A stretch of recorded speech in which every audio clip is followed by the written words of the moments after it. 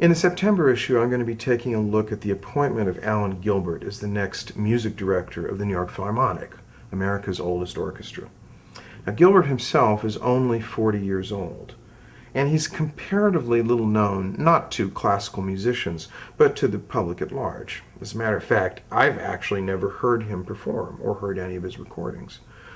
But the more I thought about his appointment and its significance, the more I realized that the quality of his music making, though one hopes that it will be good, may end up being less significant than another aspect of his work when he comes in as music director, which is his ability to communicate the significance of classical music to the listening public at large.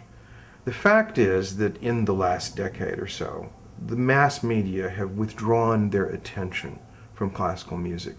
It simply doesn't figure in news magazines, in very many newspapers, not at all on commercial television. The last time the Philharmonic had a conductor this young, it was Leonard Bernstein, who was also 40 years old when he took over back in the late 50s. But in those days, the mass media and our middlebrow culture took classical music seriously.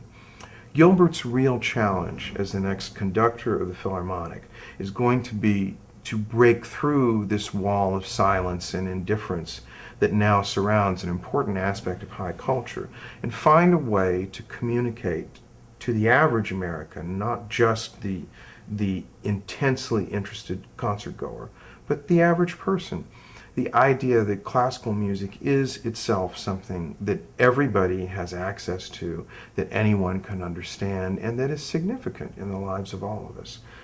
If he succeeds in this task, and it is a very difficult challenge, then I think it's going to be of far more consequence for classical music as a whole than whether or not the quality of his performances is comparable to those of Lorin Maazel, the current music director, or Bernstein, or any of the other great musicians who have conducted the orchestra in the past. This is, I think, a rather unusual way of looking at an appointment like this, but I think it's the right one.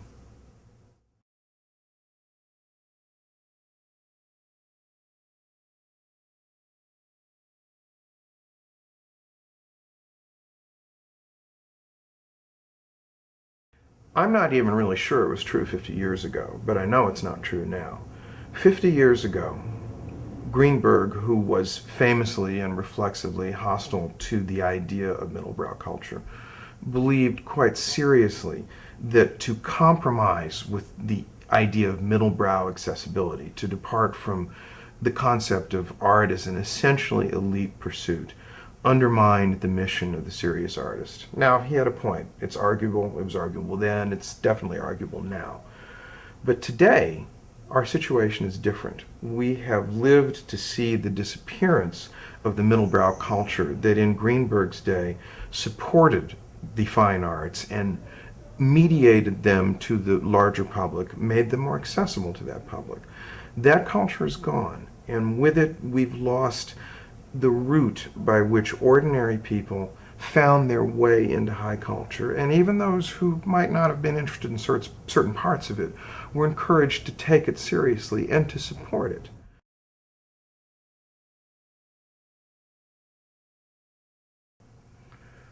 I reviewed Xanadu in my alternate capacity as the drama critic of the Wall Street Journal and was absolutely appalled by it.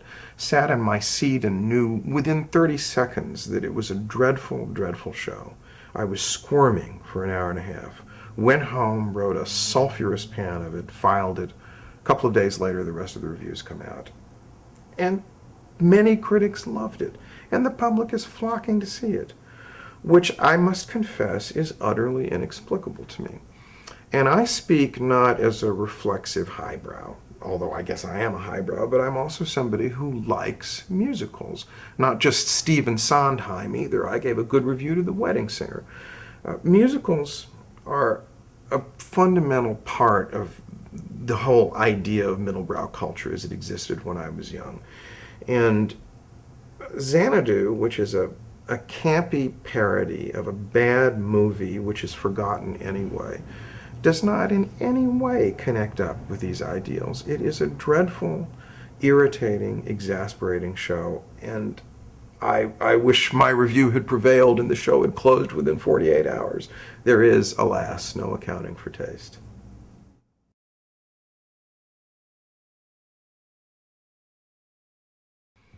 I am listening to Luciana Souza's new album, The New Bossa Nova. Souza is a Brazilian jazz singer, now resident in the United States. Extraordinarily wide-ranging in her musical interests. Just a couple of weeks ago, she sang Osvaldo Golijov's St. Mark Passion at the Mostly Mozart Festival. Now she has a new album of contemporary songs done in the bossa nova style. I suppose you could call that postmodern, but I simply call it extraordinarily wide-ranging and exciting. She's one of my favorite artists.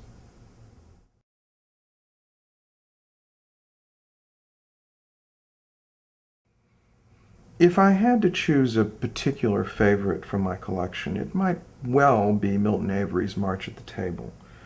This is a dry point. That's a kind of etching that Avery made in 1948 as part of a portfolio of etchings. It can be seen in a number of museums and other collections around the country. I'm fortunate enough to have a copy of my own. Now, Avery is best known as a kind of American Matisse, somebody who uses simplified forms, flat planes of color, and also a good deal of wit. But when he works in the medium of the etching, where color is no longer an issue, where all you're dealing with is line, black and white, you realize that his style has a compositional integrity that doesn't just rely on color, it also relies on the contrast of forms. You can see it very strongly in this etching, which is a portrait of his daughter, March, who is a painter. She's sitting at a table. She's got a seascape behind her. You do not see her face. She has a hat pulled low. We see her hair hanging down. It's a black and white face. And then this contrast of black and white is very interestingly echoed in the lower right of the etching by the highlights, the modeling of the little cup that's lying on the table. It's a very witty, cubistic juxtaposition. And even though the etching is itself very simple, just a matter of a few lines, you can look at it repeatedly and find yourself drawn into it and fascinated by it. This is one of the things about owning art, as I do. This hangs on my wall, close to my couch, right by my television. I probably look at it a dozen times a day, and I never get tired of working my way into this very fascinating piece of art.